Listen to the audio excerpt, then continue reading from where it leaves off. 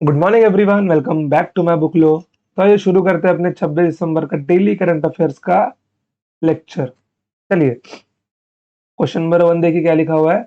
Which of the following country has won FIFA World Cup 2022? निम्नलिखित में से किस देश ने फीफा विश्व कप 2022 जीता है? तो उसका है आंसर आपका अर्जेंटीना। जहां तक मुझे लग रहा है, अगर आप लोग न्यूज वगैरह अगर देखते रहोगे ढंग से, तो इसका आंसर आपको पहले से पता होगा। ठीक है, आइए देखिए। फीफा वर्ल्ड कप 2018 मेंस किसने जीता? मतलब होस्ट किया था रशिया ने, और उसका विनर था फ्रांस। तो यहाँ पे जर्नल से इंफॉर्मेशन लिखी हुई है, कौन सा वर्ल्ड कप किसने कब कब जीता है, किस साल में जीता है। तो ये मुझको बोल के बताने की जरूरत नहीं है, आप इसको खुद से भी पढ़ सकते हो। ठीक है, चलिए क्वेश्चन नंबर सेकंड देखिए। International international migrants day is observed annually on which day? अंतरराष्ट्रीय प्रवासी दिवस किस दिन मनाया जाता है? किस दिन मनाया जाता है ये 18 दिसंबर को मनाया जाता है।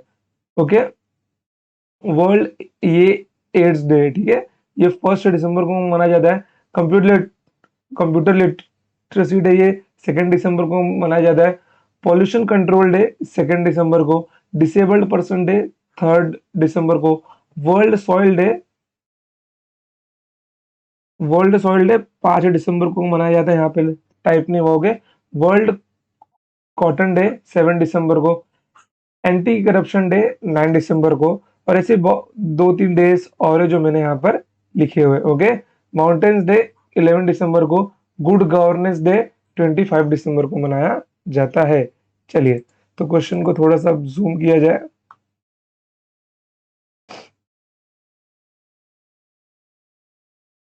ये क्वेश्चन नंबर 4 देख, क्वेश्चन नंबर 3 देखिए क्या लिखा हुआ है। What is the India's rank in global food security index GFSI?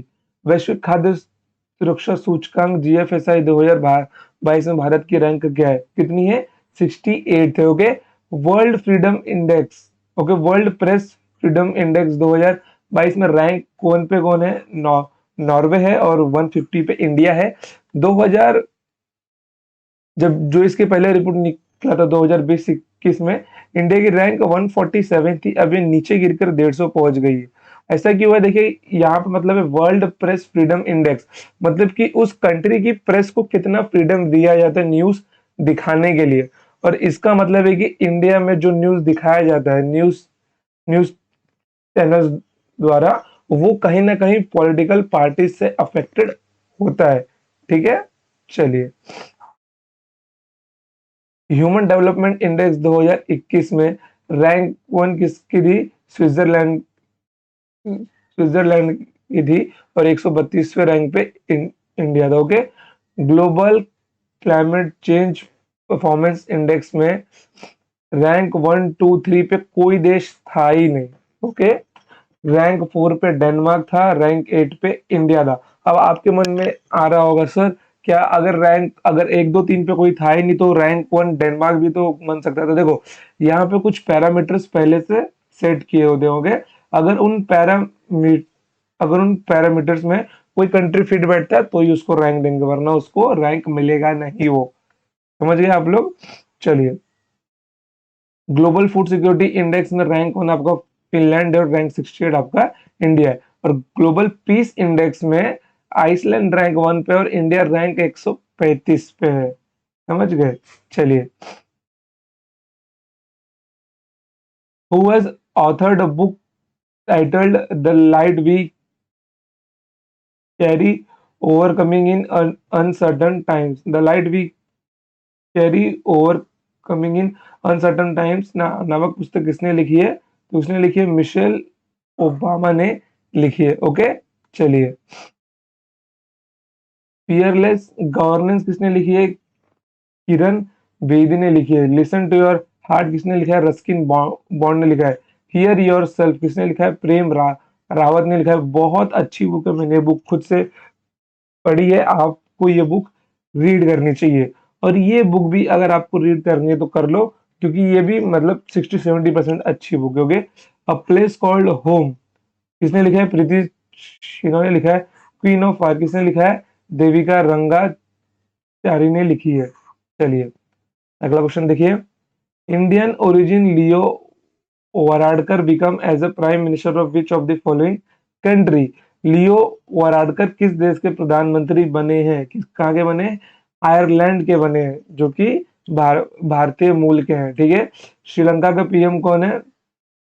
Dinesh Gunawardena. Pakistan के पीएम शहबाज शरीफ। इसराइल के कौन है? Yair Lapid. देखिए यहाँ पर बहुत सारे सबके पीएम के नाम मैंने यहाँ पे लिखे हुए हैं। ओके। अब आपसे मेरा सवाल ये है, बताइए आयरलैंड से भारतीय संविधान में कौन सी चीज ली गई है? ओके। इसका आंसर आप लोग मुझे कमेंट सेक्शन में बताइए। चलिए, recently which of the following premises have been declared as a tobacco free zone? तंबाकू मुक्त क्षेत्र किसे घोषित किया गया? किसके परिसर को? एम्स दिल्ली के परिसर को तंबाकू मुक्त क्षेत्र घोषित किया गया है। ओके। यहां से मुझे एक साइंटिस्ट के बारे में याद आ रहा है। एक साइंटिस्ट था, आई थिंक 1980s में, उसने एक ऐसी सिगरेट का निर्माण किया था जिससे कभी लोगों को कैंसर हो ही नहीं सकता था। नो कैंसर, मतलब कि अगर वो सिगरेट पीते भी तो भी कैंसर नहीं होता उनको। तो इससे क्या हुआ, जो बहुत सारे सिगरेट की कंपनीज थी उस टाइम पे, वो लोग को हो गया डेंजर कि भाई अगर मार्केट में ऐसी सिगरेट निकल गई जिससे कैंसर नहीं होगा तो हमारी कंपनीज तो बंद पड़ जाएंगी। तो क्या किया लोगों ने, सॉरी, जो बड़ी बड़ी कंपनीज थी, उन्होंने इस सिगरेट को बाहर आने ही नहीं दिया। ओके। और उसके साथ में जो साइंटिस्ट था जिसने सिगरेट बनाई थी, वो भी एक रहस्यमय तरीके से मार दिया गया। ठीक है। चलिए, ऐसे बहुत सारे रिसर्चर जो अभी बाहर नहीं आए हैं। जैसे कि एक बंदा था स्टेनली करके, उसने एक ऐसी कार बनाई थी जो कि पानी पे चलती थी, जो पानी पे चलती थी। ओके। अब इसका भी रिसर्च बाहर नहीं आया, क्योंकि अगर पानी पे चलने वाली कार होती तो हम लोग को पेट्रोल या फिर डीजल की इतनी नीड नहीं पड़ती। ओके। लेकिन इसका भी इन्वेंशन बाहर नहीं आया, वो भी रहस्यमय तरीके से मार दिया गया। चलिए, which university has appointed Claudine Gay as first black president? Claudine Gay को पहली श्वेत अध्यक्ष नियुक्त किया गया है। कहाँ का? हार्वर्ड यूनिवर्सिटी का। ठीक है। चलिए, the president of which country signed gay marriage law? किस देश के राष्ट्रपति ने समलैंगिक विवाह कानून पर हस्ताक्षर किए हैं? किसने किया है?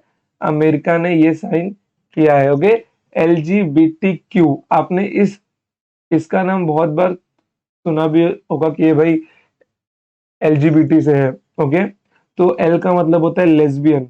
लेस्बियन का मतलब क्या होता है? जहां पे गर्ल और गर्ल आपस में प्यार करते हैं। ओके। गे, गे का मतलब क्या होता है? गे में आपका आते हैं बॉयज और बॉयज। ओके। फिर आता है बायसेक्सुअल और ट्रांसजेंडर। ट्रांसजेंडर आपको मालूम ही है। और एक क्वीर है, क्वीर के बारे में तो मुझे भी नहीं मालूम है कि क्या होता है। ओके। चलिए,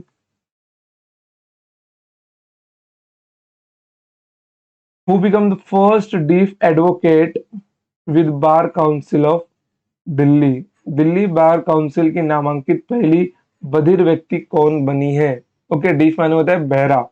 ओके। कौन बनी है? बॉबी बनी है।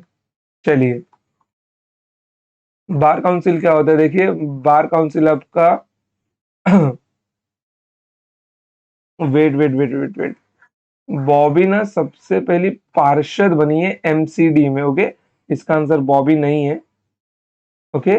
इसका आंसर है आपका सौदामिनी, सौदामिनी पेठे। ओके।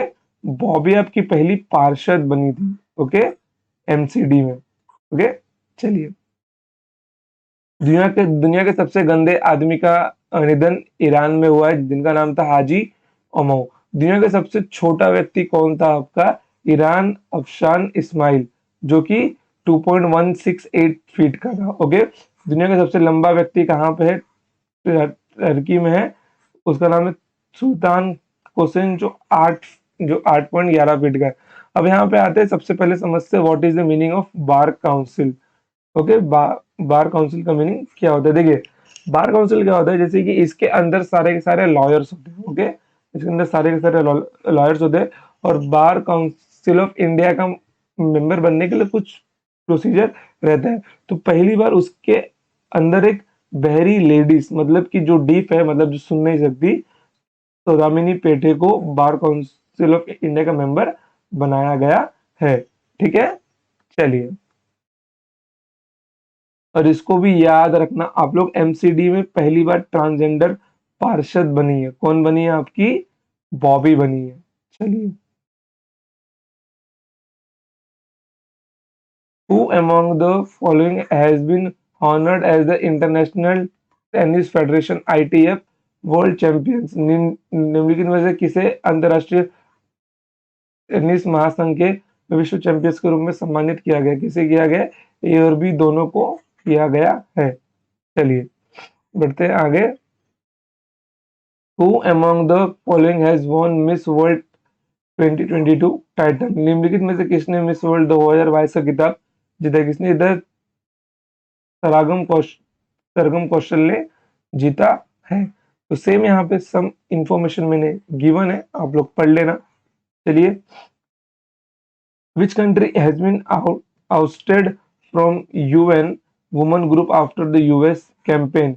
अमेरिकी अभियान के बाद संयुक्त राष्ट्र महिला समूह में कौन सा देश बाहर हो गया है? कौन सा देश बाहर हो गया है? ईरान बाहर हो गया है। चलिए। Which state duty of India has proposed introduce a unique alphanumeric identification number of all families? Bharat के किस राज्य केंद्र शासित प्रदेश ने सभी परिवारों के लिए एक विशिष्ट अल्फान्यूमेरिक पहचान संख्या पेश करने का प्रस्ताव दिया? किसने दिया है? जम्मू कश्मीर ने दिया है। चलिए। Which has won a safety performer of the year award at the annual GMR Delhi airport awards? वार्षिक जीएमआर दिल्ली एयरपोर्ट अवार्ड में किसने safety performance of the year पुरस्कार जीता है? किसने जीता है? स्पाइस जेट ने जीता है। ठीक है बच्चों, चलिए। देखिए बच्चों, जैसे कि आप सब जानते हैं कि अभी 2022 खत्म होने वाला है, नए साल आने में मुश्किल से 4-5 दिन और बाकी है। तो इस 4-5 दिन में आप क्या क्या सेट करना चाहिए आपके नेक्स्ट ईयर के लिए? देखो, सबसे पहले बेसिक चीज, आप लोग किसी भी एग्जाम की तैयारी कर रहे हो तो सबसे पहले उसका सिलेबस पूरा पढ़ना, ये आप लोग अपने मन में बैठा लो, पूरा का पूरा सिलेबस पढ़ना है, छोड़ना ही नहीं है आपको। चाहे कोई भी सेक्शन हो या कोई भी एग्जाम हो, सिलेबस पूरा पढ़ के जाना है, क्योंकि सिलेबस पूरा पढ़ने से 80% चांसेस तो आपके वहीं पे फिक्स बन जाते हैं, क्योंकि एग्जाम में 90% तो केवल भीड़ होती है। ठीक है, ओके। फिर इसके बाद में आपको आने वाले टाइम में कंप्यूटर स्किल्स सीखनी है। क्या सीखनी है? कंप्यूटर की स्किल्स सीखनी है। वो भी कौन सी स्किल्स? सबसे पहले तो आपको एक्सेल सीखना है, ओके। वो भी कौन सा? Basic to advance. फिर उसके बाद में आपको डिजिटल मार्केटिंग कंप्लीट करनी है अपनी। ऑनलाइन सब अवेलेबल है, केवल आपको सीखने की इच्छा जी, ताकि इससे आपकी बेसिक अर्निंग स्टार्ट हो जाए। और अगर आप लोग एडवांस तक पहुंच गए तो मैक्स टू मैक्स 50 के से 60 के आप लोग आराम से ऑनलाइन फ्रीलांसिंग से कमा सकते हो, समझ गए। और आपको जो जो टारगेट अपने हेल्थ के लिए, अपने एग्जाम के लिए सेट करना है, आप लोग सेट भी कर लेना। और मैं तो बोलता हूँ 1 जनवरी का वेट मत करो, आज ही सेट कर लो सब कुछ। ठीक है बच्चों, चलिए। तो आज के लिए इतना ही, मिलते हैं नेक्स्ट टाइम, ओके। देखिए, जो 4 दिन हमारे लेक्चर्स नहीं हुए थे, ओके, क्योंकि मैं थोड़ा आउट ऑफ टाउन था, तो जो भी लेक्चर्स नहीं हुए थे उसके सारे क्वेश्चंस आपको मंथ एंड में एक पीडीएफ में कंबाइन करके मिल जाएंगे।